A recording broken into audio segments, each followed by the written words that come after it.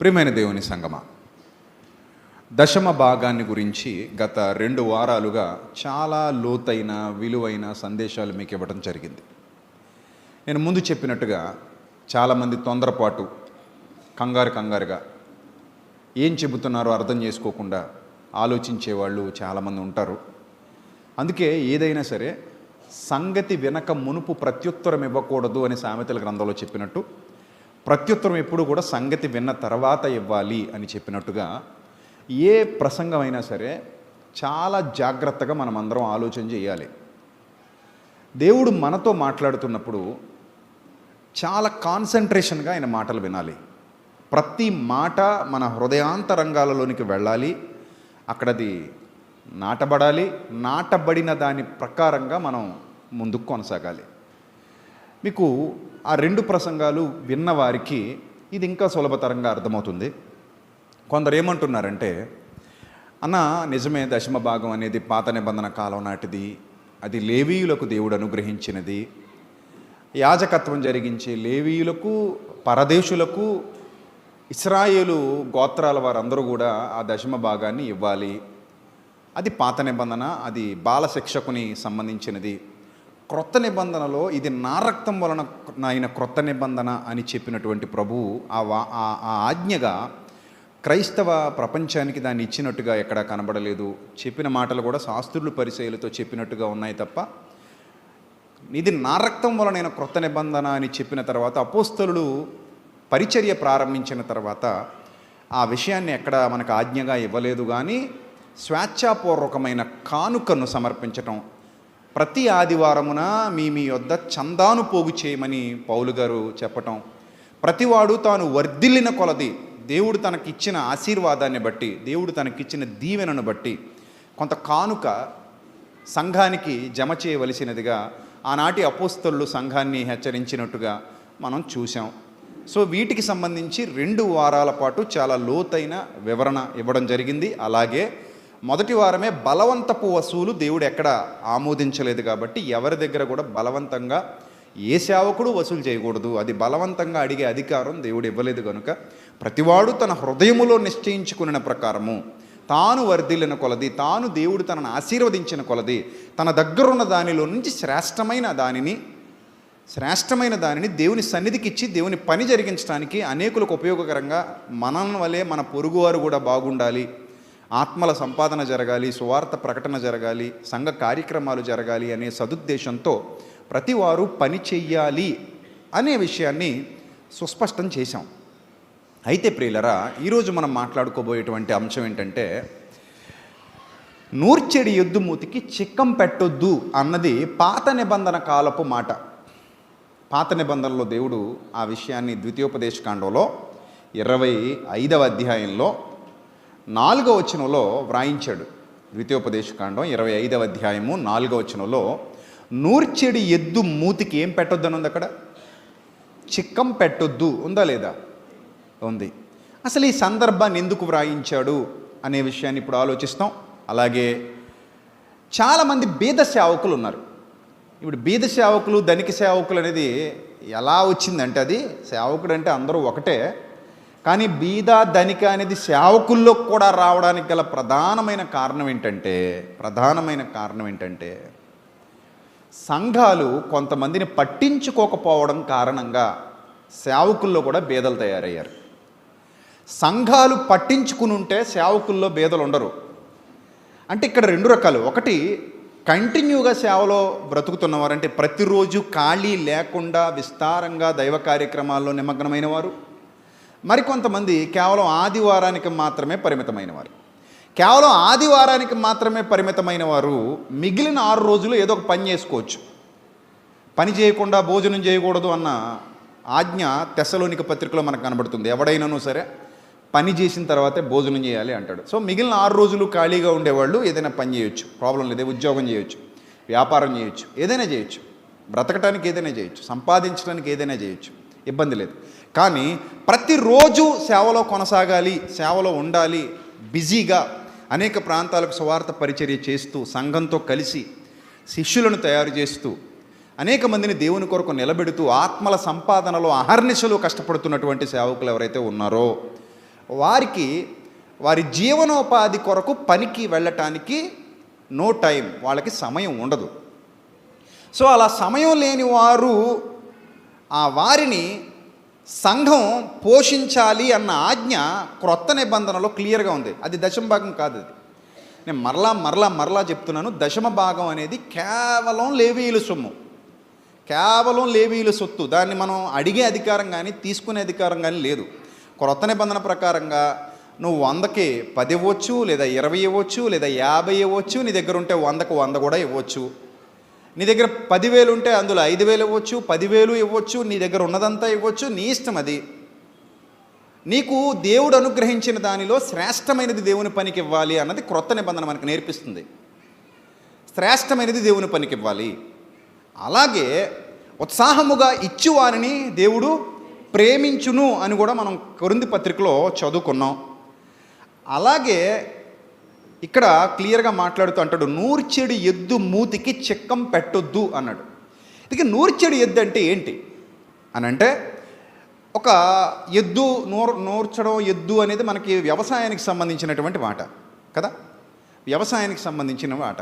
వ్యవసాయానికి సంబంధించిన మాట దేవుని పనిలో ఎందుకు వాడడం జరిగింది అనేది మీకు అర్థమైతే ప్రియమైన దేవుని సంగమా, నా తండ్రి వ్యవసాయకుడు, మీరు ద్రాక్ష తీగలు. యోహాను సువార్త 15వ అధ్యాయంలో ప్రభు చెప్తున్నమాట, నేను నిజమైన ద్రాక్షావల్లిని, నా తండ్రి వ్యవసాయకుడు, మీరు తీగలు, నాలోని తీగలు. సో కాబట్టి నాలో మీరు ఫలించాలని నా తండ్రి కోరుతున్నాడు, కాబట్టి నా తండ్రి వ్యవసాయకుడు. అలాగే కొరింథీ పత్రికలో అపోస్తలుడైన పౌలు కూడా తనను తాను పరిచయం చేసుకుంటూ 3వ అధ్యాయము 5వ వచనం చూద్దాం.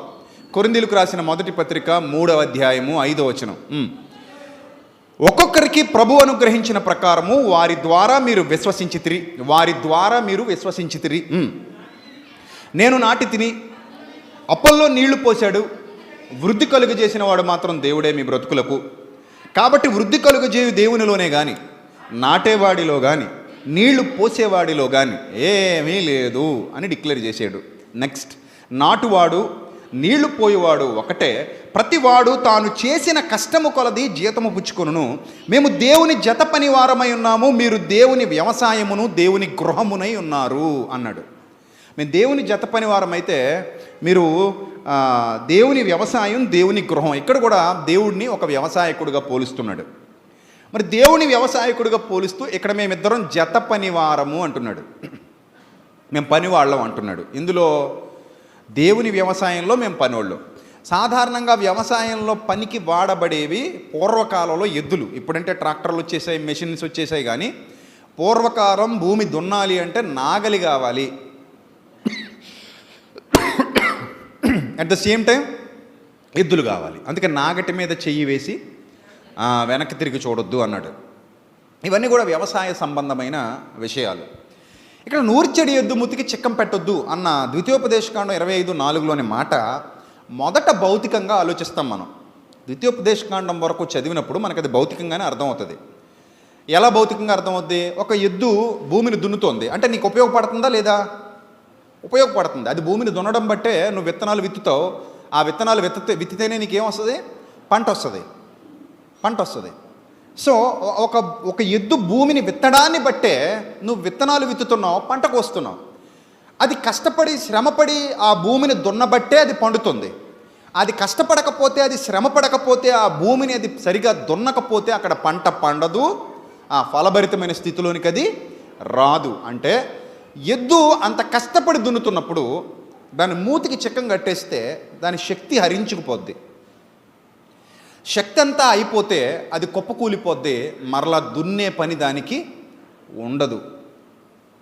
ఎప్పుడు కూడా ఒక మనిషి బలంగా పనిచేయాలి అంటే ఖచ్చితంగా అతనికి పోషణ, జీవనాధారం, ఆహారం అవసరం. ఆహారం లేనప్పుడు, జీవనాధారం లేనప్పుడు, పోషణ లేనప్పుడు ఆ మనిషి పని చెయ్యలేడు. సో కాబట్టి ఒక మనిషి పని చెయ్యాలి అనుకున్నప్పుడు ఖచ్చితంగా ఆ మనిషికి జీవనాధారం, పోషణ ఎంత అవసరమో ఎద్దుకు కూడా దున్నేటప్పుడు ఆహారం అంతే అవసరం. కాబట్టి దున్నించుకుని దానికి భోజనం పెట్టడం మానేస్తే అది చచ్చిపోద్ది, దానివల్ల నీకు నష్టం. అసలు దున్నుతున్నదే నీ కోసం, అది దున్నుతున్నది ఎవరి కోసం? నీ కోసం. కాబట్టి నీకు నష్టం అన్నాడు. నీకు నష్టం కాబట్టి నీకు నష్టం కలిగించేలా నువ్వు ఈ నూర్చెడి ఎద్దు మూతికి చిక్కం పెట్టడానికి వీలు లేదు అని వ్యవసాయం చేస్తున్న వాళ్ళను ఉద్దేశించి భౌతికంగా వ్రాయబడినటువంటి మాట. సో ఇదే మాట పౌలు గారు మరలా క్రొత్త నిబంధనలో పరిశుద్ధాత్మ ప్రేరణతో కొంచెం లోతుగా వివరణ చేశారు. దానికి ఏమని వివరించారు? క్రొత్త నిబంధనకు వచ్చేసరికి మనం జాగ్రత్తగా చూస్తే తిమోతికి రాసిన మొదటి పత్రిక 5వ అధ్యాయము, తిమోతికి రాసిన మొదటి పత్రిక 5వ అధ్యాయము 17-18 వచనాలు చూద్దాం. తిమోతికి రాసిన మొదటి పత్రిక 5వ అధ్యాయము 17-18 వచనాలు.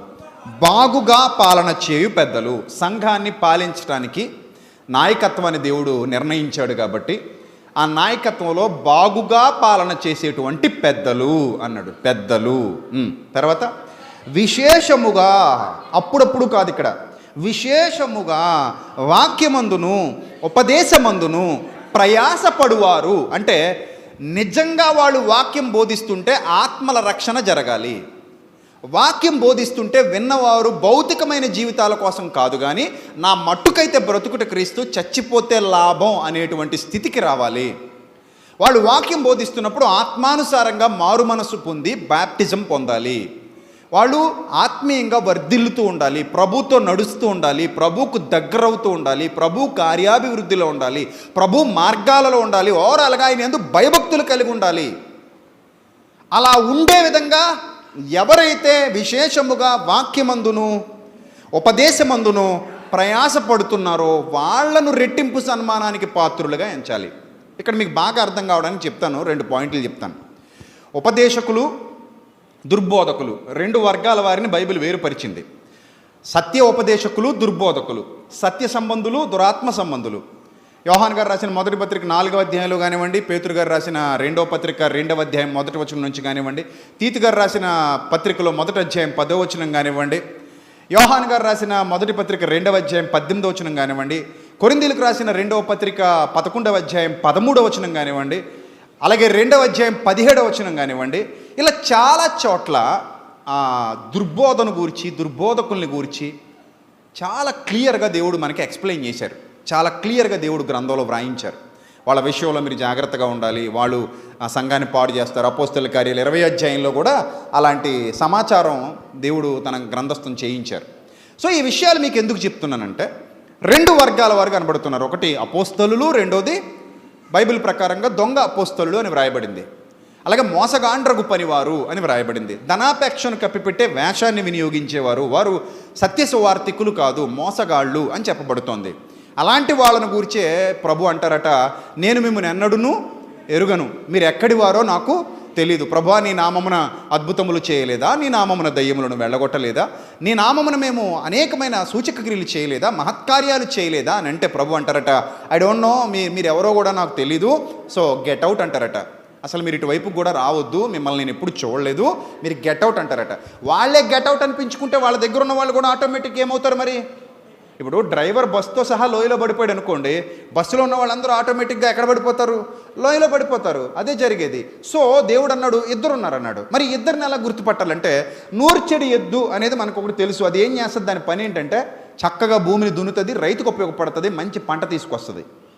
అది నూర్చెడి ఎద్దు. మరి ఈ ఎద్దుల్లోని ఇంకోటి ఉంది, దాన్నే అచ్చోసిన ఆబోతు అంటారు.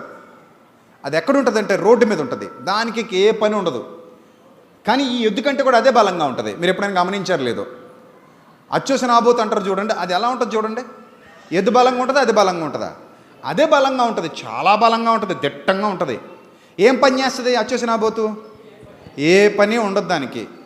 రోడ్డు మీద తిరుగుతుంది స్టైల్గా రోడ్డు మీదకి వస్తుంది, ఏది దొరికితే తింటుంది, ఎక్కడ పడితే అక్కడ పడిపోద్ది, ఎందులో పడితే అందులో పడిపోద్ది. దానికి దున్నే పని లేదు, రైతుకు ఉపయోగపడే పని లేదు, కనీసం ఊరికి ఉపయోగపడే పని లేదు. మరి ఏం చేస్తుందంటే బాగా తింటుంది, తిరుగుతుంది, బాగా తింటుంది, తిరుగుతుంది. ఏమనంటే మళ్ళీ పొడవడానికి వచ్చేస్తుంది. దానికి అదే పని, తినడం, తిరగడం, ఏమనంటే పొడవడానికి వచ్చేయడం. అంటే జనాలు కూడా దాన్నే పూజ చేస్తారు, దానికే పూజ చేస్తారు. చూశారు లేదా మీరు? గట్టిగా కష్టపడే ఎద్దుని ఆ రైతు ఒక్కడే ప్రేమిస్తాడు తప్ప ఈ అచ్చోసిన ఆబోతుని ఊరందరూ ప్రేమిస్తారు. ఏందిరా బాబు దీనికి ఇంత పాపులారిటీ అంటే మరి అంతే. మరి ఏమనంటే పొడుస్తుందండి బాబు, దాని జోలికి వెళ్ళకండి. మళ్ళీ దానికి ఏదో మరి అది నిజమో అబద్ధమో తెలియదు కానీ ఎర్రగా ఉన్న చీర ఎవరైనా కట్టుకుంటే అది ఊరుకోదట. మరి అదేం బుద్ధోదండి. ఎర్రగా ఉన్న బట్టలు దానికి కనబడకూడదట. అది నిజమో కాదో నాకు ఇంతవరకు తెలియసుమా. నా చిన్నప్పుడు సినిమాల్లో చూపించేవారు. వీధి సినిమాలు టెంట్లో తెరలు కట్టి వీధి సినిమాలు వేసేవారు నా చిన్నతనంలో. అప్పుడు చూపించేవారు. ప్రతి సినిమాలో అదో సీన్ పెట్టేవారు అనమాట పూర్వకాలంలో. అంటే ఆ ఎద్దు వచ్చేస్తుంది, ఎర్ర చీర కట్టుకుని హీరోయిన్ ఉంటే అది వచ్చి పొడిచేపోతుంటే హీరో గారు వచ్చి కొమ్ములు పట్టుకుని ఆపేయడం అనమాట.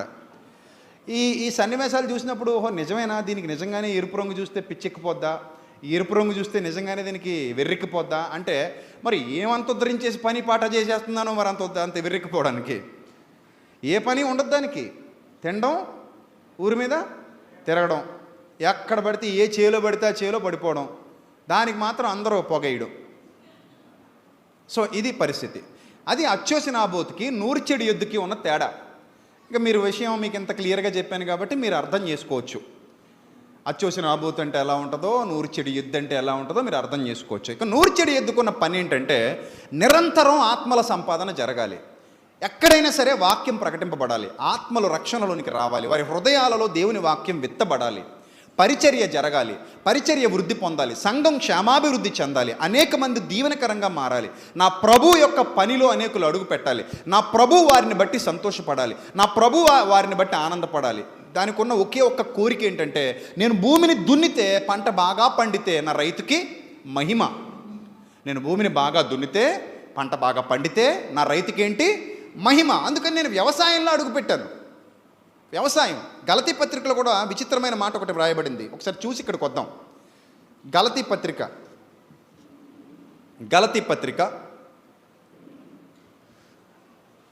6వ అధ్యాయము 9వ వచనం.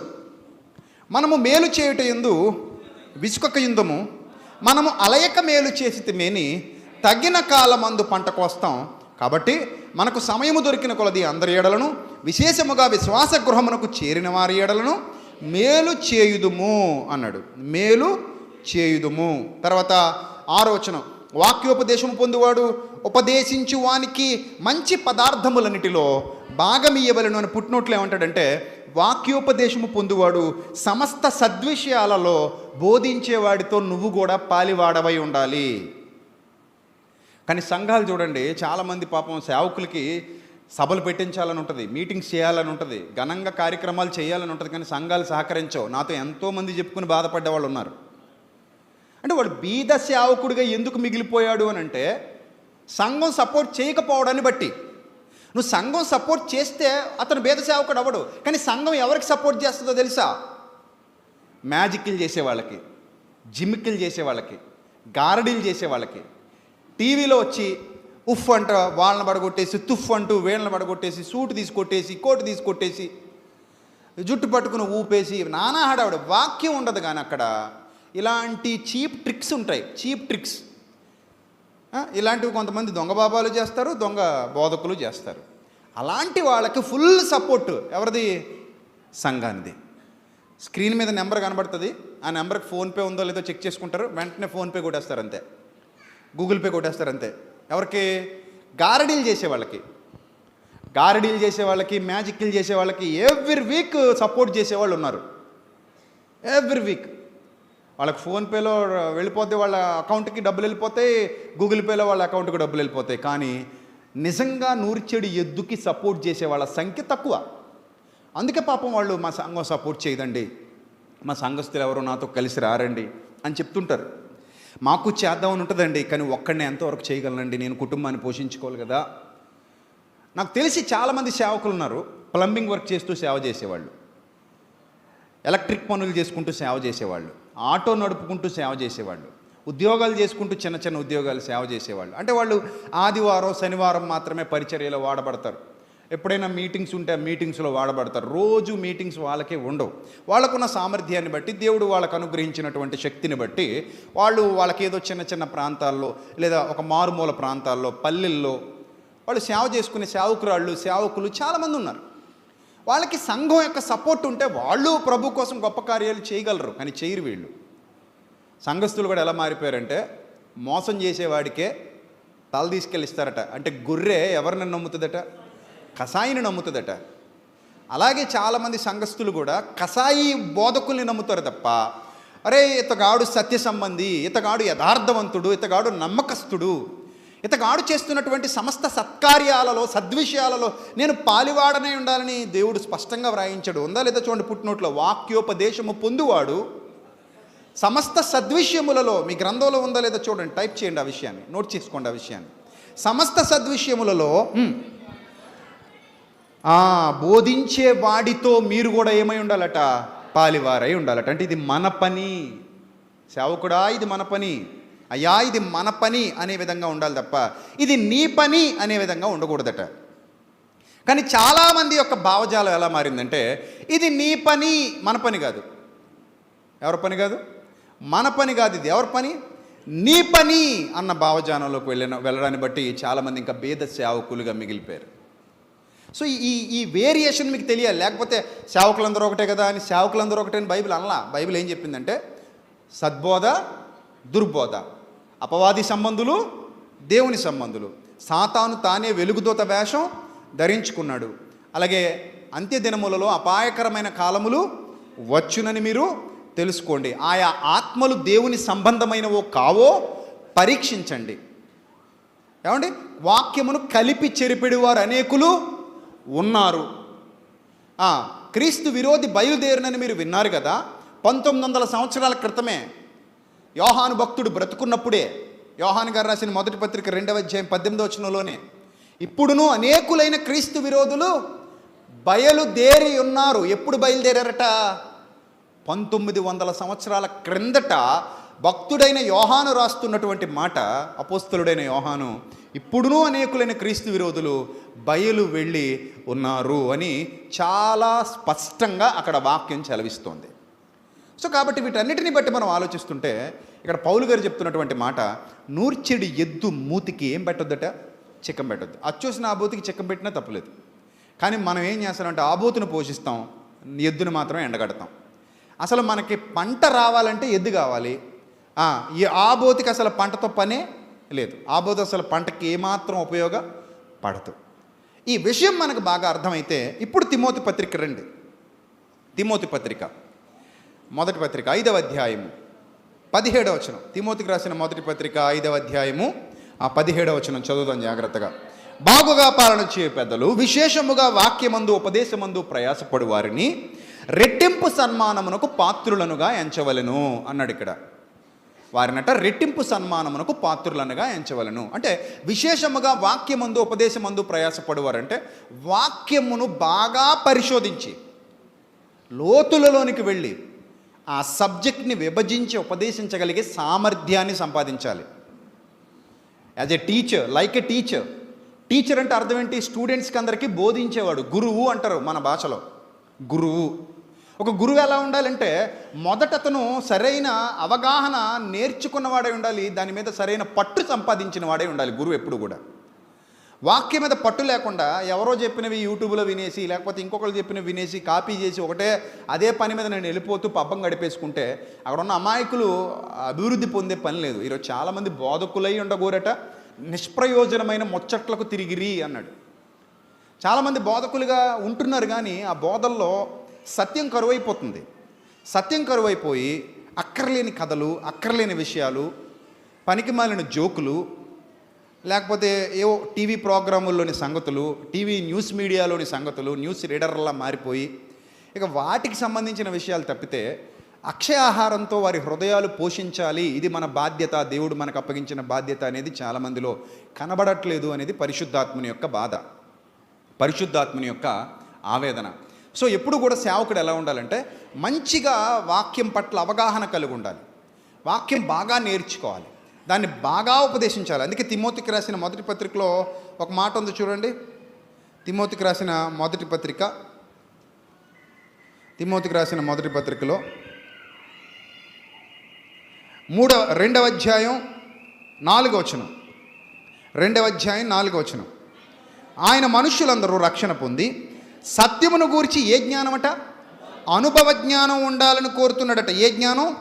అనుభవ జ్ఞానం. ఆ అనుభవ జ్ఞానం గల వారికే దేవుని పని అప్పగించమని తిమోతికి బాధ్యత అప్పగించాడు పౌలు గారు. నేను వాక్యం చెప్పేస్తాను, నేను సేవ చేసేస్తాను, నేను నడిపించేస్తా అంటే దట్ ఈజ్ నాట్ ఈజీ. చాలా కష్టం.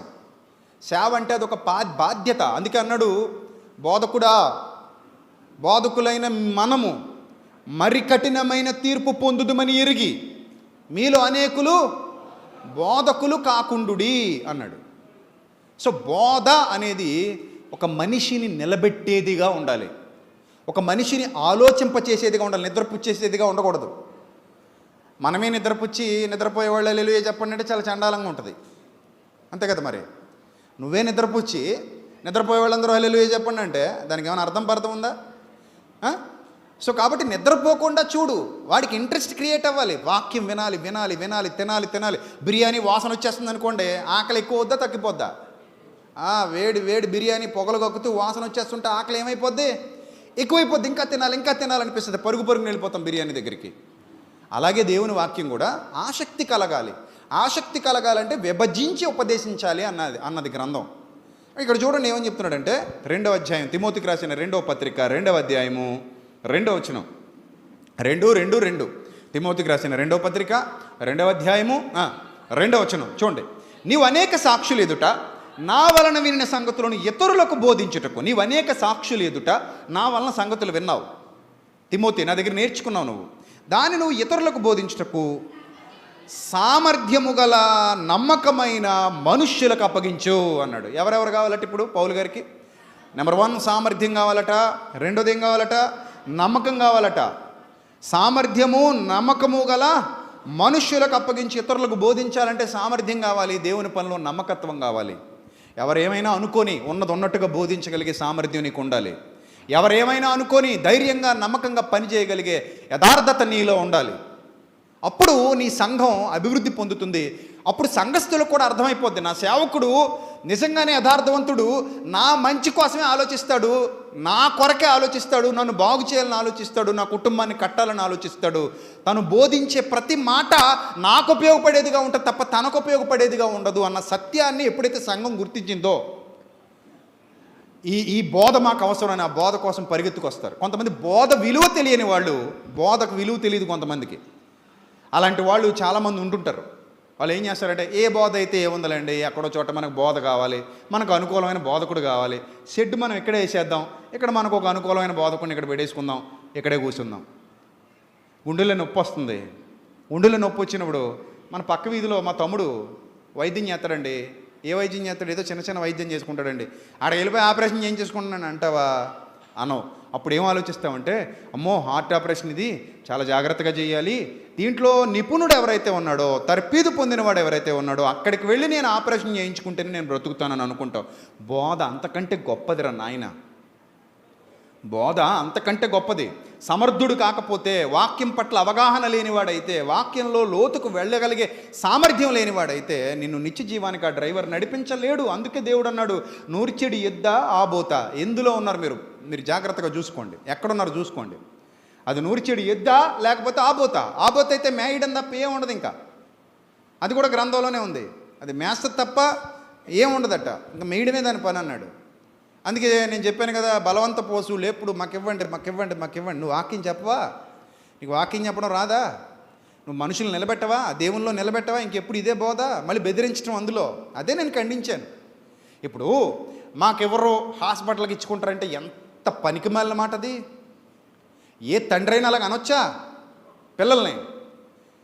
మిమ్మల్ని నేను వాక్యంతో కన్నానన్నాడు పౌలు. అంటే ఆత్మీయ తండ్రిగా తను ప్రకటించుకున్నాడు. మీకు ఉపదేశకులు 10,000 మంది ఉన్నాను, తండ్రులు అనేకులు లేరు, క్రీస్తు యేసునందు నా స్వార్థ వలన నేను మిమ్మును కంటిని అన్నాడు. నేను కన్నాను అన్నప్పుడు ఏ కన్న తండ్రి అయినా పిల్లల్ని నాకేవో హాస్పిటల్ పాలు పోసుకుంటావు అంటే అది శాపం కదా.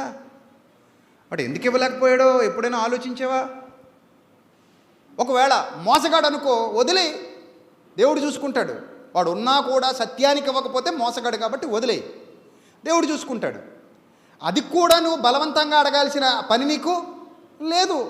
వాక్యంలో ఉంది, వాడు చదువుతాడు, వాడు వింటాడు, వాడు నేర్చుకుంటాడు, వాడికి తెలుసు. నువ్వు వర్ధిల్లిన కొలది సంఘానికి దేవుని పనికి ఇవ్వాలన్న సత్యం వాడికి తెలుసు. ఎందుకంటే దేవుడే వాడికి ఇస్తున్నాడన్న వాస్తవం వాడికి తెలుసు. దేవుడు ఇవ్వకపోతే వాడికి ఏది రాదన్న సంగతం కూడా వాడికి తెలుసు. అలాంటి వాళ్ళని నువ్వు బెదిరిస్తావా? మాకెవరో హాస్పిటల్లో పోసుకుంటారు అంటే అది ఏమన్నా బాగుందా? అది పద్ధతేనాది? న్యాయమేనాది? అలా శపించి బెదిరించి వసూలు చేయడం తప్పని ఖండించాను నేను, అంతే. దానికి కూడా ఒకడెవడో నీకు మీ బాబు బాగా సంపాదించి ఇచ్చాడంటూ పెట్టాడు కామెంట్ నాకు ఎవడో. నీకేంది, నువ్వు చెప్తావు, నువ్వు అలాగా, నువ్వు తెలుసు బేద సేవకులు పొట్టగొట్టడానికి వచ్చావు. నేను ఎప్పుడైనా బేద సేవకుల పక్షాన నిలబడిన మనిషిని రా నాయన నేను. మన సెమినార్స్లో కూడా బేద సేవకులకి సపోర్ట్ చేసినోండి తప్ప బేద సేవకులు పొట్టగొట్టాలా, వాళ్ళ కొట్టగొట్టాలి, వీళ్ళ పొట్టగొట్టాలి, పొట్టలు నేనేమన్నా కొట్టడానికి కట్టేవాడు ఆయన. నేనేం కొట్టగలను గుడ్డు? పొట్టని కట్టేవాడు ఎవరు? ఆయన ఉండగా, నిలబెట్టేవాడు ఆయన ఉండగా, ఆయన పక్షాన ఆయన సేవకుడిగా నేను కూడా నిలబెట్టేవాడిని తప్ప నేను పడగొట్టేవాడిని కాదు, కొట్టేవాడిని కాదు, పడగొట్టేవాడిని కాదు. సో నిలబెట్టేవాడిని నేను. నిలబెట్టేవాడిని కాబట్టే సత్యమేదో అసత్యమేదో విభజించి ఉపదేశిస్తున్నా. పోనీ ఇంత చెప్పాను కదా, నువ్వు ఈ వాక్యం ఇలా తప్పు చెప్పావనేవాడు ఎవడైనా ఉంటాడేమో అనుకుంటే అలా రారు. ఏం బ్రదరు వాక్యం ఇలా తప్పు చెప్పేవింటని అనరు. వచనం ఇలా ఉంది కదా, నువ్వేంటి ఇలా ఉపదేశించావంటే పోనీ సరిదిద్దుకుంటానేమో నేను నిజంగా తప్పు చెప్పేస్తే. అదే ఉండదు. అది లేకుండా ఇది సెపరేట్ రూట్ అనమాట. ఇది స్పెషల్ కేటగిరీ. అది స్పెషల్గా అక్కడ తర్పీదు పొందుతారు. 4 బూతు మాటలు, 4 పనికిమాలిన మాటలు, 4 చెడ్డ మాటలు వేసుకొని ఒక కామెంట్ వదిలేస్తే అయిపోద్దా అది? నేను అస్సలు పట్టించుకోను. నేనేమనుకుంటానంటే అలా బూతులు మాట్లాడేవాళ్ళు కానీ అలాంటి వాళ్ళు కామెంట్ చేసే వాళ్ళు నేనేమనుకుంటానంటే, నేను రోడ్డు మీద వెళ్ళిపోయేటప్పుడు చాలా మురుగుతూ ఉంటాయి, ఇందులో ఇది కూడా ఒకటి అనుకుంటాను తప్ప అస్సలు పట్టించుకోను. మైండ్లో కూడా రాదు నాకు. అంత కరెక్ట్గా ఉంటాను నేను, అంత కాన్ఫిడెంట్గా ఉంటాను. అమ్మో అలా అయితే ఎప్పుడో వీక్ అయిపోవాలి. నేను వీక్ అయ్యే మెంటాలిటీ కాదు. I'm very very strong. I'm very strongest person. లోపల బయట కూడా నేను చాలా స్ట్రాంగ్గా ఉంటాను. ఎందుకు స్ట్రాంగ్గా ఉంటానంటే దేవుడు నాకు ఇచ్చినటువంటి ధన్యత అలాంటిది. ఆయన నా పట్ల చూపించిన ప్రేమ అలాంటిది, ఆయన నాకు అనుగ్రహించిన కృప అలాంటిది. సో కాబట్టి జాగ్రత్తగా ఆలోచన చేయండి. నూర్చెడి ఎద్దు మూతికి చిక్కం పెడితే సంఘానికే నష్టం. సంఘానికి నష్టం. కాబట్టి ఏ సేవకుడైనా మీకు సత్యాన్ని ఉపదేశించేవాడైతే అది మీ అదృష్టం అనుకోండి. ఇతను దొరకటం మా అదృష్టం అనుకోండి. లోకస్తులకు తెలియదు ఈ విషయం. ఎందుకంటే లోకస్తులు అనుకుంటారు ఇదంతా గారడి, ఇదంతా డ్రామా, ఇదంతా అది ఎందుకంటే వాళ్ళకి విశ్వాసం లేదు. కానీ మనం విశ్వాసం దేవుని మాటను బట్టి ఫాలో అవుతున్నాం మనం, అంతే కదా. మనం దేని ఫాలో అవుతున్నాం? దేవుని మాట ఫాలో అవుతున్నాం. దేవుని మాట ఫాలో అవుతున్న విశ్వాసులం కాబట్టి బీ కేర్ఫుల్. చాలా జాగ్రత్తగా వాక్యాన్ని మనం ఏం చేయాలి? అబ్జర్వ్ చేయాలి. ఆ అబ్జర్వేషన్లో మనకి ఇక్కడ ఏం చెప్తున్నాడంటే, నా వలన వినిన సంగతులు ఇతరులకు బోధించుటకు ఎలా ఉండాలట? సామర్థ్యము నమ్మకము గల మనుషులకు అప్పగించు. అర్థమైందా? చిన్న షెడ్ వేసుకున్నాం సరిపోద్ది, మన 10 మంది మన కుటుంబం ఇక్కడ కూడుకుంటే మనకు సేవకుడు ఎవడో దొరికేస్తే పెళ్ళిళ్ళకి, పేరెంటాలకి, లేకపోతే ఏది పడితే అది మనం పిలవగానే పలికేవాడు ఉండాలి అనుకునే దౌర్భాగ్యులు ఉన్నారు ఈరోజు. నేను నిజంగా చెప్తున్నా. అండ్ నువ్వు పిలవగానే పలికేవాడు ఉంటే నీ పొయ్యి కడాకుమళ్ళలాగా నీకు ఉంటే ఓ సంఘం స్టార్ట్ చేస్తావు అనమాట. అక్కడ వాడు సమర్థుడా కాదా, బోధించగలడా బోధించలేదా, నేను చివరి వరకు నడిపించగలడా, లోతైన సంగతులు చెప్పగలిగే జ్ఞానం సామర్థ్యం సంపాదించుకున్నాడా, ఉన్నాయా లేవా, ఇవేవి జనాలకి ఏం లేదు, అవసరం లేదు. చూడండి, అయితే డాక్టర్స్ కూడా అలా ఉండరు. సమర్థుడైన డాక్టర్ దగ్గరికి పెద్దగా మనం ఆ డాక్టర్ దగ్గరికి వెళ్తున్నామంటే మనకి సమర్థుడైనవాడు ఉండాలి, వైద్యం చేయాలి. మోసగాడు ఉండకూడదు, మన అవయవాలు తీసుకుని అమ్మేసుకునేవాడు ఉండకూడదు, మనల్ని తినేసేవాడు ఉండకూడదు. ఆ ఇంగితం ఉండాలి మనకి. అదే దేవుడు చెప్పాడు, దుర్బోధ ఉంది నాయన, సద్బోధ ఉంది. ఆ సుబోధ కావాలా దుర్బోధ కావాలా డిసైడ్ అవ్వండి. ఆ నూర్చెడి ఎద్దు మూతికి మాత్రం మీరు అసలు చిక్కం పెట్టకండి. తిమోతికి రాసిన మొదటి పత్రికలో మాట మరొకసారి చదువుదాం. 18వ వచనం. ఇందుకు నూర్చెడి ఎద్దు మూతికి చిక్కము వెయ్యొద్దు అని లేఖనము చెప్పుచున్నది. చూడండి జాగ్రత్తగా.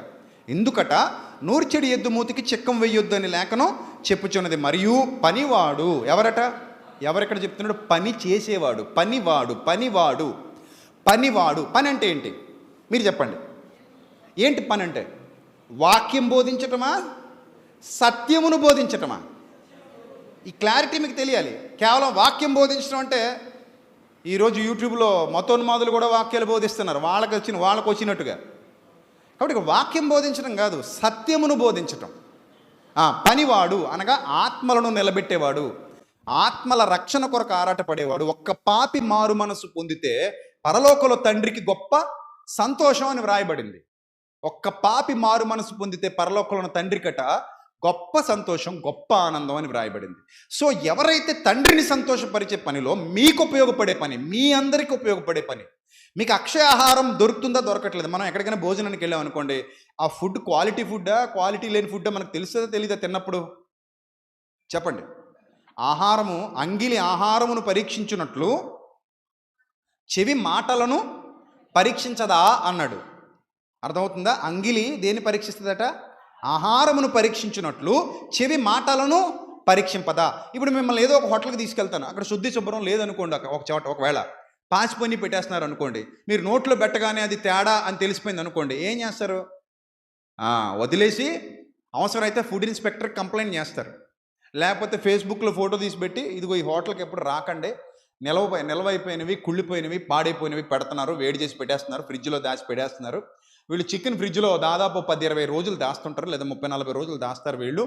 అలాంటివి మనకు పెడతారు. మన ఆరోగ్యాలు పాడైపోయి ఫుడ్ ఇన్ఫెక్షన్ వచ్చేసి మన ఆరోగ్యాలు ఎందుకు పనికి రాకుండా పోతే బీ కేర్ఫుల్, ఈ హోటల్కి వెళ్ళకండి.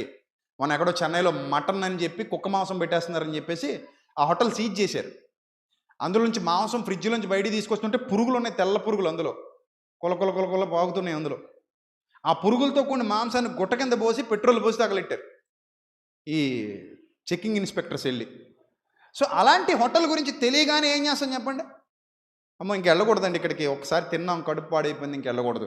మరి విన్నప్పుడు మనసు పాడవుతుంది, విన్నప్పుడు ఇది సత్యం కాదు, విన్నప్పుడు ఇక్కడ యథార్థత కాదు, విన్నప్పుడు ఈ వాక్యం సరైనది కాదు, ఈ బోధకుడు సరైన బోధ చేయట్లేదు, ఇతని దగ్గర సామర్థ్యం లేదు, నమ్మకత్వం లేదు, యథార్థత లేదు, కేవలం మేకప్ వేసి మాయ చేసి మన నలుగురిని నిలబెట్టుకుని మోసగించాలన్న తపన తప్పితే ఇతని దగ్గర సత్యవాక్యం లేదు. కాబట్టి మనకొద్దు. నేను ఎప్పుడు చూడండి, మీరు ఏ సభకు వెళ్తానన్నా నేను ఎప్పుడు అబ్జెక్షన్ పెట్టలేదు. మీకు పెట్టానా? ఎప్పుడు అబ్జెక్షన్ పెట్టలా. మీరు వెళ్ళండి, కానీ మోసగాళ్లను సపోర్ట్ చేయకండి అని మాత్రమే చెప్తాను. ఈ మధ్య కాలంలో మన మన మన సభల్లో ఇది వరకు అవకాశం ఇచ్చిన ఒక వ్యక్తి మన చర్చిలోని ఒక అమ్మాయిని మోసం చేశాడు కాబట్టి ఆ వ్యక్తి విషయంలో జాగ్రత్తగా ఉండండి సంఘానికి చెప్పాను. ఎందుకంటే 40 మంది వెళ్ళి ఆ అమ్మాయి దగ్గర కూర్చుని అందరూ విన్నారు, వాడు ఎలా మోసం చేశాడో, ఏ విధంగా జాగ్రత్తం చేశాడో, వాడు ఏ విధంగా జైలుకి వెళ్ళి వచ్చాడో, ఆ అమ్మాయిని ఏ విధంగా ఎప్పటికి ఇబ్బంది పెడుతున్నాడో. మన రాజు దగ్గర వాగాడట కడియంలో ఎక్కడో, ఆ అమ్మాయికి పెళ్ళి ఎలా చేస్తారో చూస్తాం అన్నాడట.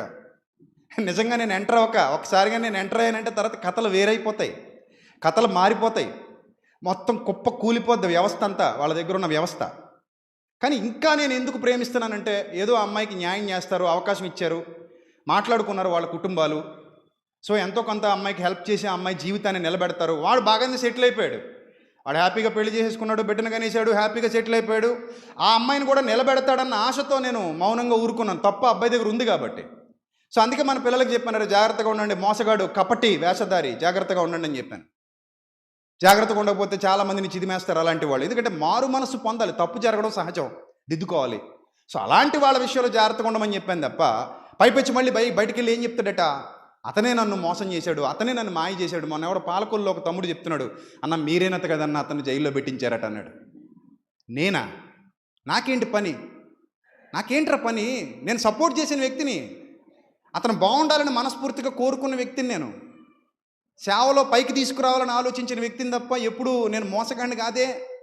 సరే పబ్లిక్లో మాట్లాడమని వచ్చి, నువ్వే నన్ను మోసం చేసి నన్ను ఇరికించావని మాట్లాడమని వచ్చి పబ్లిక్లో ఎందుకు ఇలాంటి అబద్ధపు మాటలు అన్నాను నేను? సర్వోన్నతుడైన దేవుడు చూస్తున్నాడు, ప్రతి దానికి లెక్క చెప్పే రోజు ఒకటి వస్తుంది. ఆ రోజు నేను కాళ్ళు ఎగరేసుకుని నిలబడతాను. ఇప్పుడే కాదు, ఇప్పుడే చెప్తాను ఆ మాట. ఎందుకంటే మోసపోయిన వాళ్ళ పక్షానే నేను ఉంటాను తప్ప మోసం చేసిన వాళ్ళ పక్షాన్ని నేను ఇప్పుడు ఉండను. నా దేవుడు చూస్తున్నాడు. ఒకవేళ నా దగ్గర ఏమాత్రం అబద్ధం ఉన్నా, ఇదిగో బైబిల్ గ్రంథం చేత్తో పట్టుకు చెప్తున్నాను, నా కుటుంబాన్ని తీసుకొచ్చి ఆయన కత్తికి అడ్డంగా నిలబెట్టేస్తాడంతే. ఆయన నిలబెట్టేయాలనే కోరుకుంటున్నా.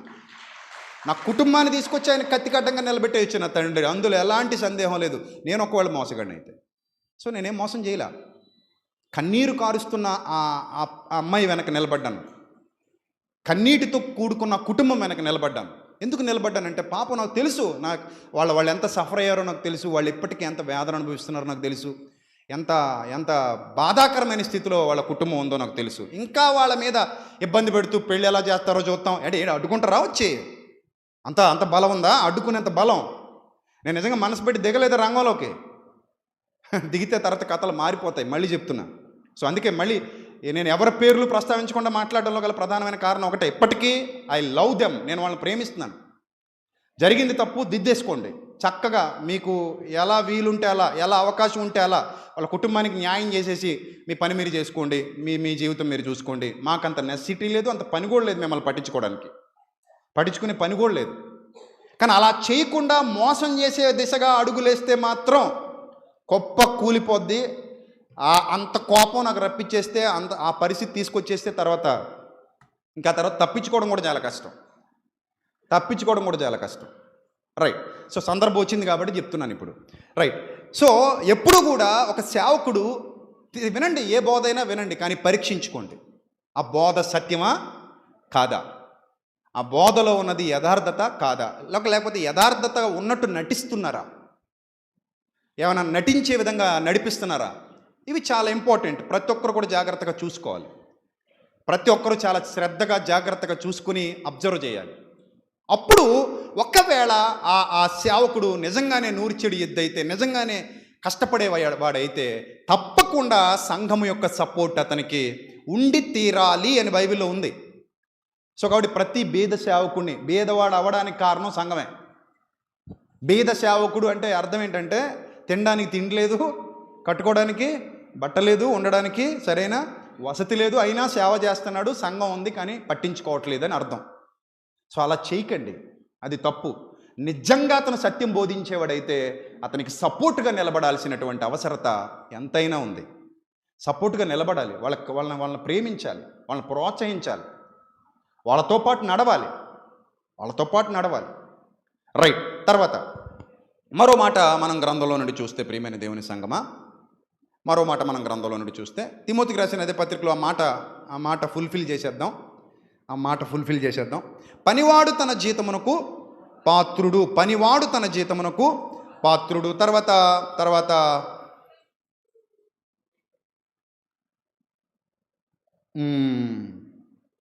కొరింథీయులకు రాసిన మొదటి పత్రిక ఒకసారి చూద్దాం. ఆ మాట కూడా చూద్దాం. కొరింథీయులకు రాసిన మొదటి పత్రిక 9వ అధ్యాయం మొదటి నుంచి చూద్దాం. కొరింథీయులకు రాసిన మొదటి పత్రిక 9వ అధ్యాయము మొదటి నుంచి జాగ్రత్తగా చూడాలి. కొరింథీయులకు రాసిన మొదటి పత్రిక 9వ అధ్యాయము మొదటి నుంచి. నేను స్వతంత్రుడను కానా, నేను అపోస్తలుడను కానా, మన ప్రభువైన యేసును నేను చూడలేదా, ప్రభువునందు నా పనికి ఫలము మీరు కారా. చూడండి ఎంత క్లియర్గా. అంటే నేను కానా అంటే దాని అర్థం ఏంటి? ఎందుకు ఆ మాట అనాల్సి వచ్చింది చెప్పాలి మీరు. నువ్వు కాదు అంటేనే కదా నేను కానా అంటాడు, అవునా కదా? చెప్పండి, మీరు చెప్పండి. నువ్వు కాదు అన్నప్పుడే ఆయన ఏమంటాడు? నేను కానా అంటే నేను మనిషిని కాదా అంటే నువ్వు మనిషి కాదు. నేను యథార్థవంతుడిని కానా నువ్వు యథార్థవంతుడివి కాదు.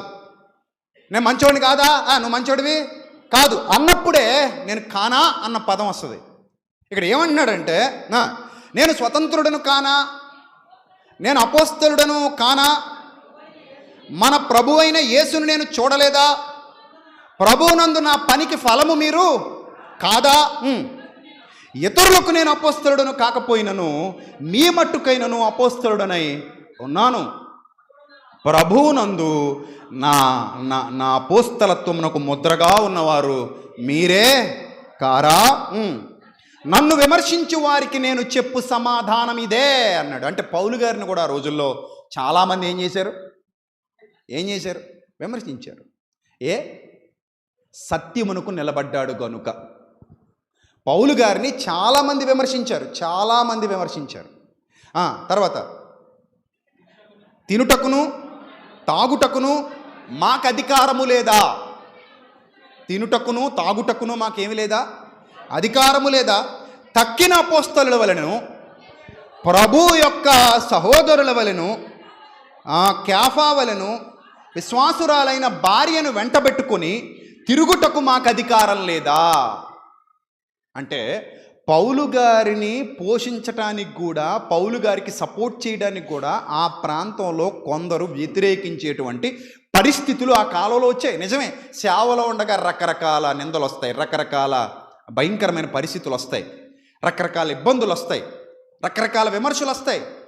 సత్యం ఎరుగక చాలామంది వదంతులు పుట్టించి మాట్లాడేటువంటి పరిస్థితులు కూడా వస్తాయి. కానీ యథార్థవంతుడు ఎప్పుడు ధైర్యంగా ఎదుర్కొంటాడు. నీతిమంతుడు ఇప్పుడు ఎలా ఎదుర్కొంటాడు? ధైర్యంగా ఎదుర్కొంటాడు. ముందుకెళ్ళి నిలబడతాడు. ముందుకెళ్ళి నిలబడి ధైర్యంగా ఎదుర్కొంటాడు ఏదైనా సరే. సో అలా ధైర్యంగా ఎదుర్కొనే మనసున్న వ్యక్తి అపోస్తలుడైన పౌలు. చూడండి ఎంత ధైర్యంగా మాట్లాడుతున్నాడంటే, మరియు పని చేయకుండుటకు నేనును బర్నబాయు మాత్రమే అధికారము లేని వారమా? మాకిద్దరికీ అధికారం లేదా మీరు చెప్తున్నారా? ఎవడైనను తన సొంత ఖర్చు పెట్టుకొని చూడండి ఎంత స్పష్టంగా అడుగుతున్నాడు చూడండి. ఎవడైనను తన సొంత ఖర్చు పెట్టుకొని దండులో కొలువు చేస్తాడా అని అడిగాడు. మీరు చెప్పండి, ఎవడైనా సొంత ఖర్చులు పెట్టుకుని దండులో కొలువు చేస్తాడా? చెయ్యడు. దాని ఆన్సర్ ఏంటి? చెయ్యడు. మీరు ఎక్కడైనా సొంత ఖర్చులు పెట్టుకుని ఉద్యోగం చేస్తారా? సొంత ఖర్చులు పెట్టుకుని కూలికి వెళ్తారా? మీ కూలి మీరే ఇచ్చుకుంటారా? సొంత ఖర్చులు పెట్టుకుని ఎప్పుడైనా చేస్తారా? ఏ పనైనా చేస్తారా? నేను పొద్దున్నే పనికి వెళ్ళా, నా సొంత ఖర్చులు పెట్టుకుని వెళ్ళా అంటారా? అనరు. దండులో కొలువు చేసేవాడు ఎవడు కూడా తన సొంత ఖర్చు పెట్టుకొని దండులో కొలువు చేయడు. ద్రాక్ష తోట వేసినప్పుడు దాని ఫలము తినని వాడెవడు? అంటే దున్నావు, విత్తనాలు విత్తావు, పెరిగి పెద్దవయ్యాయి, చక్కటి గెలలు వచ్చాయి, ఆ పండు కోసుకుని తినే అధికారం మాకు లేదా అని అడిగాడు. ఇవన్నీ కూడా ఎగ్జాంపుల్స్ దేనికి ఉద్దేశిస్తున్నాయంటే సంఘం సేవకుడిని పోషించాలా వద్దా అన్న పాయింట్ మీద మాట్లాడుతున్నాడు ఇక్కడ పౌలు గారు. ద్రాక్ష తోట వేసి దాని ఫలము తినని వాడెవడు? మందను కాచి మంద పాలు తాగని వాడెవడు? చూడండి, మందను కాస్తున్నాడు, పాలు తాగితే తప్ప. మందను కాస్తున్నప్పుడు మంద పాలు తాగితే తప్ప అని అంటే యాజ్ ఎ టీచర్గా మాట్లాడుతున్నాడు. ఇక్కడ స్టూడెంట్స్ ఉంటాం, మన పిల్లలు ఉంటారు. పిల్లలు చూడండి, టీచర్కి ట్యూషన్ చెప్పించుకున్నప్పుడు నెలకింతని ఫీజు ఇస్తారా ఎవరా? ఎందుకు ఇవ్వాలి అని అంటే, నువ్వు ఉత్తినే చెప్పంటే అసలు ఎందుకు ఇవ్వాలి నీకు అని అంటారా? అనరు. ఎందుకంటే as per law, as per rule టీచర్స్కి విద్యార్థులు తప్పకుండా ఏం చెల్లించాలి? జీతం చెల్లించాలి. ఎందుకు జీతం చెల్లించాలి? ఫీజు ఎందుకు ఇవ్వాలి అని అంటే వారు అతని దగ్గర విద్య నేర్చుకుంటున్నారు కాబట్టి. లోకానికి పరలోకపు విద్య అందదు, నచ్చదు. కానీ ఇది కూడా దైవ విద్య, ఇది కూడా పరలోకపు విద్య, పరలోకానికి దగ్గర చేసే విద్య. ఏ టీచర్ అయినా సరే పిల్లల్ని తన కోసం బతికించుకునేలా చేయకూడదు. పిల్లలు తమ కోసం తాము బతికేలా మంచి విద్య నేర్చుకుని తమ కాళ్ళ మీద తాము నిలబడేలా విద్య బోధించేవాడే నిజమైన ఉపాధ్యాయుడు. I right? రైట్. వాళ్ళు ధైర్యంగా పరీక్షను ఎదుర్కోవడానికి వెళ్ళగలిగేలా తీర్చిదిద్దేవాడే నిజమైన ఉపాధ్యాయుడు. అలా కాకుండా, అరే బాబు మీ ఇంట్లో ఏం పండుతున్నారా? చింతకాయలండి పట్టుకొచ్చేయి. మీ ఇంట్లో ఏముంటారా? ఆనపకాయలండి పట్టుకొచ్చేయి. మీ ఇంట్లో ఏముంటారా? పనసకాయలండి పట్టుకొచ్చేయి. మరి ఏం బోధించాలంటే సరదాగా ఆడుకోండి నాయన. ఏం బోధలు వింటారు? ఏం వింటారు? సరదాగా ఆడుకుందామండి. పాటలు పాడేవాడు ఎవడన్నాడా? రండి నువ్వు పాటలు పాడేసిపోరా. మిమిక్రీ చేసేవాడు ఎవడన్నాడా? రండి నువ్వు మిమిక్రీ చేసిపోరా. ఇది ఒక కింద పడి డ్యాన్స్ చేసేవాడు ఎవడన్నాడా? రండి నువ్వు డ్యాన్స్ చేసారు ఒక గంట. డ్యాన్స్ చేసాడు. ఇక పిల్లలకి ఎలా ఉంటుంది చెప్పండి? స్కూల్కి ఎలా ఉంటుంది చెప్పండి? స్కూల్కి వెళ్ళడానికి రోజు వెళ్ళిపోతాం మమ్మీ, మానం అంటారు స్కూల్ వాళ్ళు. అసలు మేము స్కూల్ మానం. మాకు టీచర్ గారు అంటే చాలా ఇష్టం. ఎందుకు? తమకు అనుకూలమైన బోధకులను తమ కొరకు పోగు చేసుకొని కల్పనా కథల వైపునకు తిరుగు కాలము వచ్చునని తిమోతి పత్రికలో చెప్పాడు. తమకు అనుకూలంగా ఉంది కాబట్టి మమ్మీ నేను రోజు స్కూల్కి వెళ్ళిపోతాను మమ్మీ, ప్లీజ్ మమ్మీ నన్ను స్కూల్ మానమని అనకు మమ్మీ. ఆదివారం కూడా స్కూల్ పెడితే బాగుండు మమ్మీ. ఎందుకంటే స్కూల్కి వెళ్ళగానే పాటలు పాడేవాళ్ళు వచ్చి పాటలు పాడుతుంటారు, డ్యాన్స్ చేసేవాళ్ళు డ్యాన్స్ చేస్తుంటారు. మేము కాలేజ్ చదువుకునేటప్పుడు శేఖర్ మాస్టర్ అని ఉండేవారు, ఒక ఆయన తెలుగు లెక్చరర్. ఆయన పని ఏంటంటే ఒక అర్ధగంట పాఠం చెప్పేవాడు. ఆయన అర్ధగంట అయినా పాఠం చెప్పేవాడు, సంతోషం. అర్ధగంట తర్వాత ఏం చేసేవాడంటే ఆయన ఎవరైనా సింగర్స్ ఉన్నారా అనేవాడు. మంచి సింగర్స్ ఉన్నారండి, రండి పాట పాడనేవాడు. అంటే పాడమే అక్కడికి వచ్చి. ఎవరైనా కవితలు రాసేవాళ్ళు ఉన్నారా? ఉన్నారండి, మనోడు బాగా రాస్తారండి కవితలు. రావయ్యా 4 కవితలు చెప్పబోయా అని ఒకసారి కవితలు చెప్పడమే. సో ఇంకా ఇలాంటి ఏమైనా కల్చరల్ ప్రోగ్రామ్స్ ఉంటాయి కదా, అలాంటి వాటిని బాగా ఎంకరేజ్ చేసేవాడు. అందుకే క్లాసు మొత్తం దేనికోసం ఎదురు చూసేవారు తెలుసా? ఆ రోజుల్లో క్లాసు మొత్తం ఎవరి కోసం ఎదురు చూసేవారు తెలుసా? తెలుగు లెక్చరర్ ఎప్పుడు వస్తారు, శేఖర్ గారు ఎప్పుడు వస్తారు, ఆయన వస్తే క్లాసు బాగుంటుంది, ఆయన వస్తే ఎంటర్టైనింగ్గా ఉంటుంది. ఈరోజు తెలుగు మాస్టర్ క్లాస్ ఎక్కడైనా వెతుక్కుని వెళ్ళేవాళ్ళం మేము. మిగిలిన క్లాసులన్నీ బోర్. తెలుగు లెక్చరర్ గారు వచ్చారంటే ఇంకా క్లాస్ సూపర్ అనమాట. ఎందుకంటే ఎక్కువసేపు పాఠాలు చెప్పడు. మరి ఏం చేస్తాడంటే ఒక అరగంట చెప్తాడు, ఆ తర్వాత పాటలు రచ్చ ఇంకా క్లాస్ అంతా అల్లకల్లోలంగా ఉంటుంది, హ్యాపీగా ఎంజాయ్ చేయొచ్చు, మాకు అది కావాలన్నట్టు అనమాట. సో జనాలు ఇప్పటికీ పిల్లలుగానే ఉన్నారు. ఈ పిల్లలకి ఏం కావాలి? ఎదిగినా కూడా ఏం కావాలి? ఇంకా అదే కావాలా? మరి ఇంకెప్పుడు జ్ఞానం నేర్చుకుంటావు? ఇంకెప్పుడు పరీక్షలకు వెళ్తావు? నేను చెప్పిన తెలుగు మాస్టర్ సగం పాఠం చెప్పి సగం ఎంటర్టైన్మెంట్ ఇచ్చేవాడు. ఇప్పుడు నేను చెప్తున్నది అది కేవలం ఉదాహరణకు మాట్లాడాను అంతే. పిల్లల మనసు ఎలా ఉంటుందని చెప్పడానికి మాట్లాడాను. స్కూల్లో ఆడిస్తూ పాడిస్తూ నేర్పించడం ఓకే, నేర్పించడం ఓకే.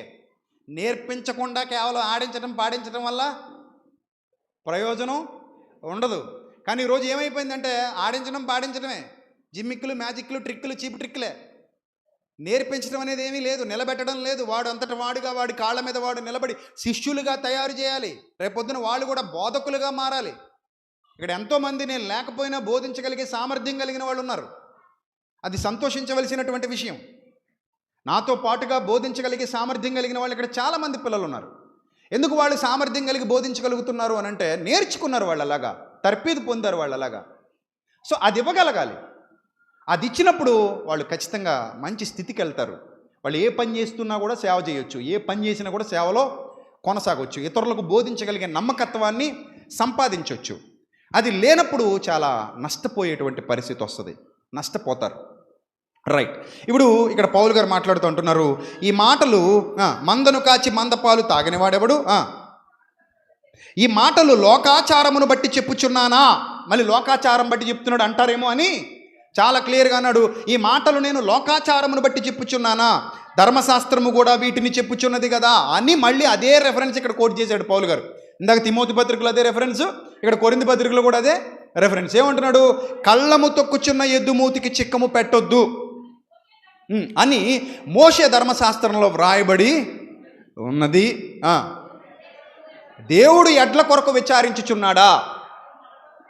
కేవలము మన కొరకు దీనిని చెప్పుచున్నాడా? అవును, మన కొరకే దీనిని చెప్పుచున్నాడు. ఈ మాట వ్రాయబడిను. చూడండి, దేవుడు ఎద్దుల కోసం బాధపడట్లేదు. మరి ఎవరి కోసం బాధపడుతున్నాడు? మన కోసం. దేవుడు బాధపడేది ఎద్దుల కోసం కాదు, మన కోసం. మన కోసం బాధపడుతున్నాడు.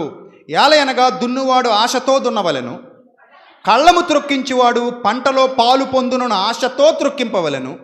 పంటలో పాలు పొందును ఆశతో త్రొక్కిస్తూ మీ కొరకు, 11వ వచనం చాలా ఇంపార్టెంట్, అండర్లైన్ చేసుకోండి. మీ కొరకు ఆత్మ సంబంధమైనవి విత్తి ఉండగా మీ వలన శరీర సంబంధమైన ఫలములు కోసుకొనుట గొప్ప కార్యమా అని అడిగాడు.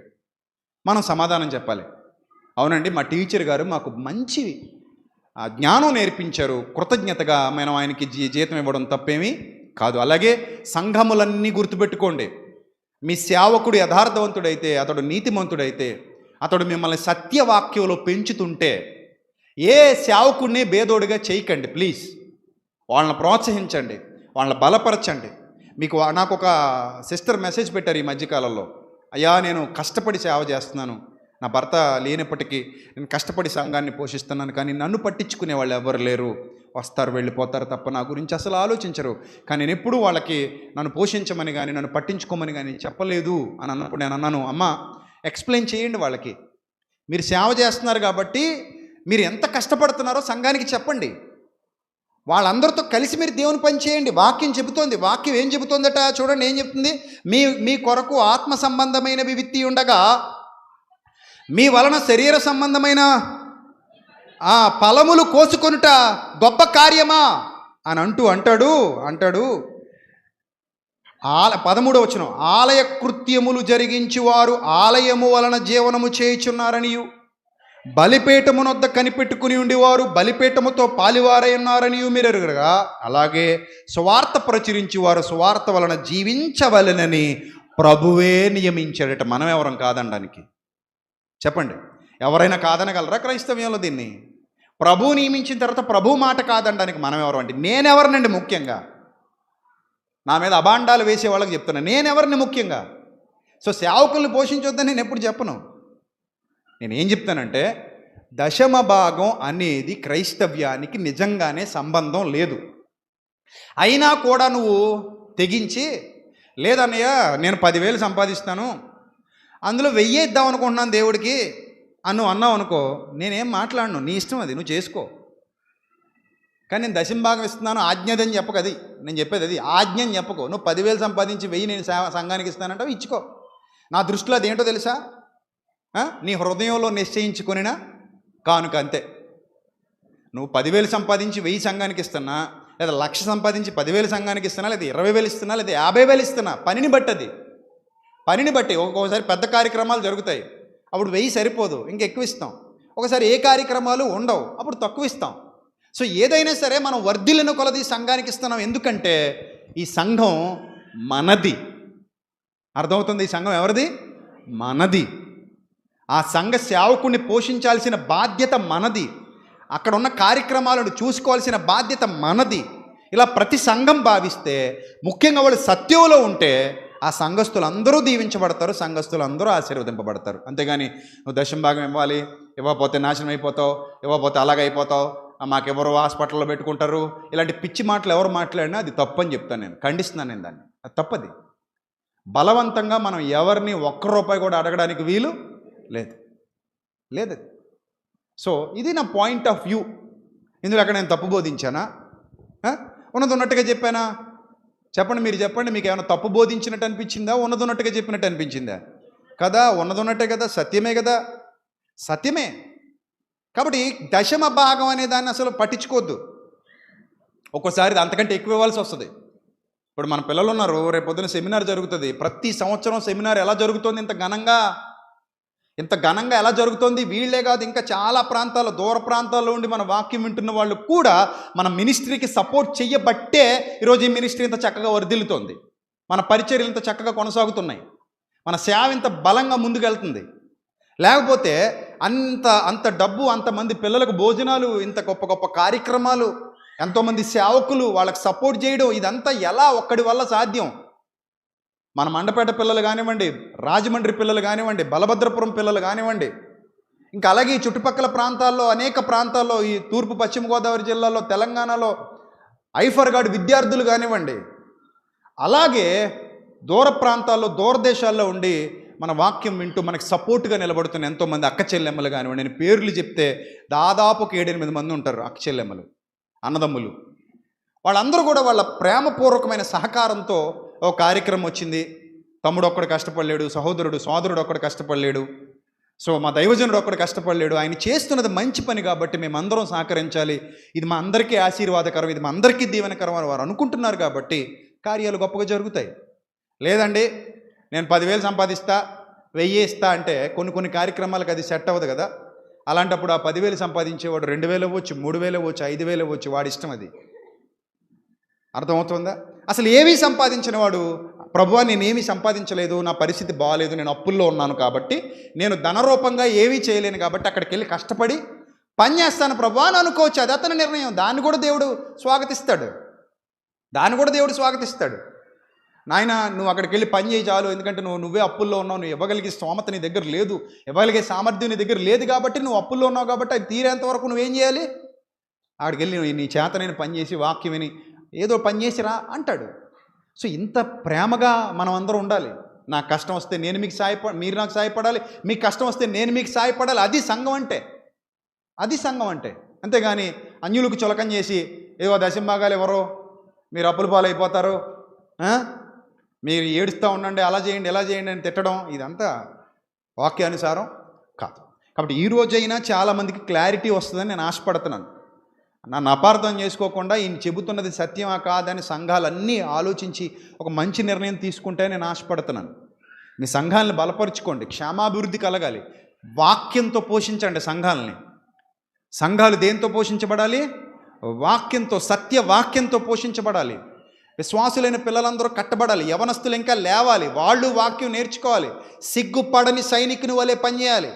కొంతమందికి వాక్యం బోధించడానికి సిగ్గట, కొంతమందికి పాటలు పాడడానికి సిగ్గట, కొంతమందికి దేవుని మాటలు ఇతరులకు ఉపదేశించడానికి సిగ్గట. దేనికి సిగ్గు?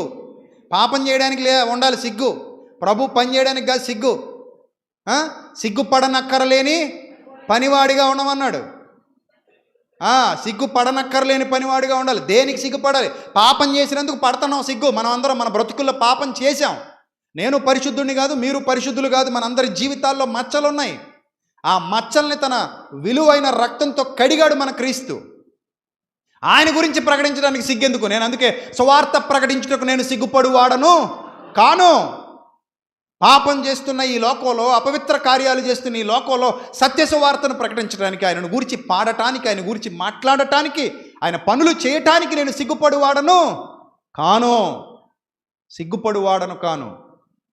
అలాంటి బలమైన పరిస్థితి దేవుడు మనకి ఇవ్వాలి. అలా బలమైన సాధనాలుగా మనమందరం ఏమవ్వాలి? వాడబడాలి. అందుకే దేవుడు అన్నాడు చక్కగా, చూడండి, ఈ సువార్త ప్రచురించువారు సువార్త వలన జీవించాలని ప్రభువు నియమించి ఉన్నాడు. అక్కడ పౌలు కొసమెరుపు ఏంటంటే, నేనైతే వీటిలో దేనినైనను వినియోగించుకొనలేదు అంటాడు అక్కడ ఆ సంఘంలో. కానీ ఫిలిప్పీలకు రాసిన పత్రికలో మీకు మొన్ననే చూపించాను, మొన్న రెండో మెసేజ్లో అనుకుంటా మాట్లాడాను. ఫిలిప్పీలకు రాసిన పత్రికలో పౌలు అంటాడు, మీ వలన నేను పొందినటువంటి మేలు ఫిలిప్పీలకు చెప్తున్నాడు. ఫిలిప్పీలకు రాసిన పత్రిక 4వ అధ్యాయము 15వ వచనం, ఫిలిప్పీలారా, సువార్తను నేను బోధింపనారంభించి మాసిదోనియాలో నుండి వచ్చినప్పుడు ఇచ్చు విషయంలో, పుచ్చుకొని విషయంలో మీరు తప్ప మరి ఏ సంఘపు వారు నాతో పాలివారు కాలేదని మీకే తెలియను. యాలయనగా తెస్సలోనికలో కూడా మీరు మాటి మాటికి నా అవసరము తీర్చుటకు సహాయము చేసితిరి అన్నాడు. మాటి మాటికి మీరు నా అవసరం తీర్చుటకు ఏం చేశారట? సహాయము చేసితిరి. నేను ఈవిని అపేక్షించేలా చెప్పట్లేదు, కానీ మీ లెక్కకు విస్తార ఫలము రావాలని అపేక్షించి చెప్పుచున్నాను అన్నాడు. కాబట్టి ప్రియమైన దేవుని సంగమా, ఒకనాడు లేవీయుల్ని విడవకూడదు అని బోధించినటువంటి దేవుడు చెప్పాడా లేదా? లేవీయుల్ని విడవకూడదని ఇశ్రాయేలీయులకి చెప్పాడా? ఎక్కడ చెప్పాడు? ద్వితీయోపదేశకాండం 10వ అధ్యాయం 8వ వచనం. ద్వితీయోపదేశకాండం 10వ అధ్యాయం 8వ వచనం. పాత నిబంధనలో లేవీయుల్ని మీరు విడవకూడదు అంటున్నాడు. ద్వితీయోపదేశకాండం 10వ అధ్యాయం ముగించుకుందాం. 8వ వచనం. నేటి వరకు జరుగునట్లు యెహోవా నిబంధన మందసమును మోయుటకు, యెహోవా సన్నిధిని నిలుచుటకు, ఆయనను సేవించి ఆయన నామమును బట్టి దీవించుటకు లేవీ గోత్రపు వారిని ఆ కాలమున యెహోవా ఏర్పరచుకొనెను. కాబట్టి తమ సహోదరులతో పాటు లేవీయులు స్వాస్థ్యమునైనను పొందలేదు. నీ దేవుడైన యెహోవా చెప్పినట్టు యెహోవాయే వారికి స్వాస్థ్యము. ద్వితీయోపదేశకాండం 14:27. ద్వితీయోపదేశకాండం 14:27. జాగ్రత్తగా రాసుకోండి ఇవన్నీ కూడా. లేవీయులను విడవకూడదు, నీ మధ్యను వారికి పాలైనను స్వాస్థ్యమైనను లేదు. సో ఆ రోజే తన సేవకుల గురించి, యాజకుల గురించి ఆలోచించి దశమభాగాన్ని పెట్టినటువంటి దేవుడు ఈరోజు ఏం పెట్టాడంటే, సువార్త ప్రకటించేవారు దాని వలన జీవించాలి అని వ్రాయబడి ఉన్నది, కాబట్టి మీరు పోషించండి అన్నాడు. ఇంకా లెక్కలు ఇవ్వలేదు. ఇప్పుడు పాత నిబంధన కాలంలో దశంభాగం ఇచ్చినట్టు క్రొత్త నిబంధన కాలంలో లెక్కలు లేవు, దశంభాగాలు అనేవి లేవు. క్రొత్త నిబంధనకు ఆపాదించబడబవి. క్రొత్త నిబంధనలో స్వేచ్ఛాపూర్వకమైన కానుకలు ఇచ్చాడు. నీ ఇష్టం, ఇంకా నీవు వర్ధిల్లిన కొలది, నీ హృదయములో నిశ్చయించుకొనిన దాని ప్రకారం నువ్వు దేవుని పనికి చేయొచ్చు, సత్కార్యాలు చేయొచ్చు, భేదాలను ఆదుకోవచ్చు, పరదేశంలో ఆదుకోవచ్చు, సంఘ కార్యక్రమాల్లో పాలిభాగం తీసుకోవచ్చు, సేవకుడిని పోషించవచ్చు. ఇవన్నీ కూడా సంఘానికి దేవుడు అప్పగించినటువంటి బాధ్యతలు. ఆయన మనకిస్తాడు, మనం ఆయన పనికిస్తాం, అంతే. దావీదు చెప్పినట్టు దేవుడు మనకిస్తాడు, మనం ఆయన పనికిస్తాం. దేవుడు మనకివ్వకపోతే మనం ఆయన పనికి ఇవ్వలేం. దేవుడు మనల్ని పోషించకపోతే మనం ఆయన పనికి సహకారులుగా నిలబడలేం. ఆయన మనకు ఆరోగ్యం ఇచ్చి, శక్తినిచ్చి, బలాన్నిచ్చి, మనల్ని నిలబెట్టి ప్రతి విషయంలో మనల్ని పూర్ణౌదార్య భాగ్యము గలవారిగా చేసి నడిపిస్తున్నాడు. దేవుడే మనకి సహకారి, దేవుడే మనకి సపోర్ట్ చేస్తున్నాడు. కాబట్టి ఆయన సపోర్ట్ వలననే మనం ఈరోజు యథార్థంగా నిలబడగలిగాం, ధైర్యంగా నిలబడగలిగాం, సమర్థవంతంగా పని చేయగలుగుతున్నాం. కాబట్టి ప్రియమైన దేవుని సంగమా, లైవ్లో వీక్షిస్తున్నటువంటి ప్రియమైన అక్క చెల్లెమ్మలారా, అన్నదమ్ములారా, అలాగే కొంతమంది సేవకులు కూడా మన వాక్యాలు వింటున్నారు. వాళ్ళు ఎప్పుడు కామెంట్స్లో చెప్తూ ఉంటారు, నాకు పర్సనల్గా మెసేజెస్ పెడుతూ ఉంటారు కొంతమంది సేవకులు. వాళ్ళు ఏమంటారు తెలుసా? అన్నగారు, మీ వాక్యాలు మేము వింటామండి, చాలా బాగా రాసుకుంటామండి, మీ ద్వారా మేము చాలా నేర్చుకున్నామండి, అవే మా సంఘాల్లో బోధిస్తున్నామండి అన్నప్పుడు నేను దేవుని నామానికి మహిమ కలుగును గాక అంటాను. దేవుని నామానికి మహిమ కలుగును గాక. మీరు బాగుండాలి సోదరులారా, మీ సంఘాలు బాగుండాలి, సత్యమునకు చెవినిచ్చేవారుగా మీరు మారినందుకు మీ అందరి కొరకు నేను అనుదిన ప్రార్థనలో ప్రతిరోజు జ్ఞాపకం చేసుకుంటూ ఉంటాను. మీరు బాగుండాలి, మీ సంఘాలు బాగుండాలి, వీలైతే నా సపోర్ట్ కూడా మీకు ఉంటుందని చాలామంది సేవకులకు నా నోటితో నేను చెప్పాను. సో కాబట్టి సత్యం చెబుతున్నప్పుడు దాన్ని త్రోసివేయాల్సిన అవసరత లేదు. ఈ సంవత్సరం కూడా చాలామంది సేవకులకు మనం సపోర్ట్ చేయబోతున్నాం. ఈ సంవత్సరం కూడా చాలామంది సేవకుల్ని మనం ఆహ్వానించబోతున్నాం, వాళ్ళని కూర్చోబెట్టబోతున్నాం, వాళ్ళకి నేర్పించబోతున్నాం. కాబట్టి ప్రభు మనకిచ్చిన జ్ఞానాన్ని 10 మందికి పంచడం మన విధి. ప్రభు మనకిచ్చినటువంటి జ్ఞానాన్ని 10 మందికి నేర్పించడం మన విధి. ప్రభు మనల్ని ఎంత ఎత్తుకు నడిపించినా, ఎన్ని ప్రాంతాలకు తీసుకెళ్ళినా, ఎంత గొప్ప స్థితిలోనికి వెళ్ళిపోయినా, నేను నడిచే నేలను మరిచిపోకుండా, నేను ఎక్కడి నుంచి వచ్చానో మర్చిపోకుండా, నా ప్రభువు నన్ను ఏ పని కొరకు వాడుకుంటున్నాడో, ఏ పని కొరకు నిలబెట్టాడో మర్చిపోకుండా, ఆ పనిలో నమ్మకంగా వాడబడటమే మనందరి విధి. ఆ విధిని మనం గౌరవించినప్పుడు, అవును ప్రభువా, నీ మాట నాకు అర్థమైంది ప్రభువా, నువ్వు చేయమన్నావు కాబట్టి మేము చేస్తాం ప్రభువా, పనివాడు జీతమునకు పాత్రుడు. లోకాసువార్త 10:7 కూడా అదే మాట వ్రాయబడింది. లోకాసువార్త 10వ అధ్యాయం 7వ వచనంలో కూడా పనివాడు జీతమునకు పాత్రుడు. కాబట్టి సువార్త ప్రచురించేవారు సువార్త వలన జీవించవలెను అని వ్రాయబడింది. ఆ మాట ప్రకారంగా మనమందరం ముందుకు కొనసాగుదాం. ఒకవేళ మీ సేవకుడు సమర్థుడైతే, అతను కొద్ది గొప్ప కలిగిన వాడైతే, మీరు సేవకుడిని పోషించక్కర్లేదు. అప్పుడు సేవకుడు చేసే కార్యక్రమాలకు సపోర్ట్ చేస్తే సరిపోద్ది. ఇది కూడా చెప్తున్నాను సంఘాలకి. ఒకవేళ మీ సేవకుడు సామర్థ్యం గలవాడైతే, అతనికి అన్నీ సమృద్ధిగా ఉంటే, సమృద్ధిగా ఉన్నప్పుడు మీరు పోషించాల్సిన పని లేదు. అతనే పోషింపబడుతున్నాడు, దేవుని వలన పోషింపబడుతున్నాడు కాబట్టి. అలాగే అతడు చేస్తున్న గొప్ప కార్యాలు ఏవైతే ఉన్నాయో, ఆ కార్యాల్లో మీరందరూ ఏకీభవించారు. ఎందుకంటే సంఘమునకు శిరస్సు క్రీస్తు. శిరస్సు క్రింద ఉన్న నాయకులే పెద్దలు, నాయకులు, అధికారులు అన్నాడు దేవుడు. సో ఎవరి నాయకత్వం క్రింద అయితే మనం ఉన్నాం, ఆ మాట వింటూ వారికి లోబడి ఉండండి అన్నాడా. మీకు వాక్యమును బోధించి, మీకు బుద్ధి చెబుచున్న వారిని మన్నన చేసి, వారి మాట విని వారి ప్రవర్తన ఫలమును శ్రద్ధగా తలంచుకొనుచు వారి విశ్వాసమును అనుసరించుడి. హెబ్రీ పత్రిక 13:7. హెబ్రీ పత్రిక 13:7. మీకు దేవుని వాక్యము బోధించి, మీ పైన నాయకులుగా ఉన్న వారిని జ్ఞాపకం చేసుకుని, వారి ప్రవర్తన ఫలమును శ్రద్ధగా తలంచుకొనుచు వారి విశ్వాసమును అనుసరించండి అన్నాడు. అలాగే నానా విధమైన అన్యబోధల చేత తిప్పబడకుడి. మీరు వింటున్నది నిజమా కాదా ఆ తెలివి అందరికీ ఉంటుంది, కానీ పట్టించుకోరు కొంతమంది. ఇప్పుడు నేను ఎంతసేపు బోధించాను మీకు, లైవ్లో వింటున్న వాళ్ళు కానీ మీరు కానీ, ఇతడు బోధిస్తున్నది సత్యమా కాదా, వాక్యంలో ఉన్నట్టుగా చెప్తున్నాడా, ఏమైనా కలిపి జరుపుతున్నాడా అనే ఇంగితం మీకు ఉంటుందా ఉండదా? ఇతడు వాక్యాన్ని, పాత నిబంధనని, కొత్త నిబంధనని వేరు చేసి సందర్భానుసారంగా ఆత్మ సంబంధమైన సంగతులు బోధిస్తున్నాడా, లేక ధనాపేక్షను కప్పిపెట్టే వేషాన్ని వినియోగిస్తూ సంఘాలని పాడు చేస్తున్నాడా అనే ఇంగితం మనకు ఉంటుందా ఉండదా? ఉంటుంది కదా. విన్న తర్వాత ఆహారమును అంగిలి పరీక్షించినట్లు మాటలను చెవి పరీక్షిస్తుంది. పరీక్షించినప్పుడు అవును కదా ఇది సత్యం అన్నప్పుడు అంగీకరించడానికి మనకు బాధే ఉంది, అంగీకరించాలి, దాని ప్రకారం ప్రవర్తించాలి, లోబడాలి. ఇక హెబ్రీ పత్రిక 13:17లో మీ పైన నాయకులుగా ఉన్నవారు, మీ పైన నాయకులుగా ఉన్నారనగా, మీకు బాప్తిస్మం ఇచ్చి మీకు సువార్త సత్యాన్ని ఉన్నదన్నట్టుగా మొదట బోధించి మీ ఆత్మ సత్యంలోనికి రావటానికి ఉపయోగపడిన బోధకుడు ఎవడైతే ఉన్నారో ఆయన, ఆ బోధకుడు మీ పైన నాయకుడుగా ఉన్నవాడు లెక్క అప్పచెప్పవలసిన వారి వలె మీ ఆత్మలను కాయిచున్నారు. ఒక కాపరి మందను ఎలాగైతే మేపుతాడో అలా మందలోని గొర్రెలను పట్టించుకుంటూ ఒక కాపరి మందను నడిపిస్తున్నప్పుడు ప్రతి వాని లెక్క దేవుడు ఎవరిని అడుగుతాడట? ఎవరిని అడుగుతాడు? నాయకుడిని అడుగుతాడు. మీ పైన నాయకులుగా ఉన్నవారు మీ లెక్క అప్పచెప్పవలసిన వారి వలె మీ ఆత్మలను కాయిచున్నారు. వారు దుఃఖముతో ఆ పని చేసిన ఎడల మీకు ఆశీర్వాదం కాదది, మీకు నిష్ప్రయోజనం అన్నాడు అక్కడ.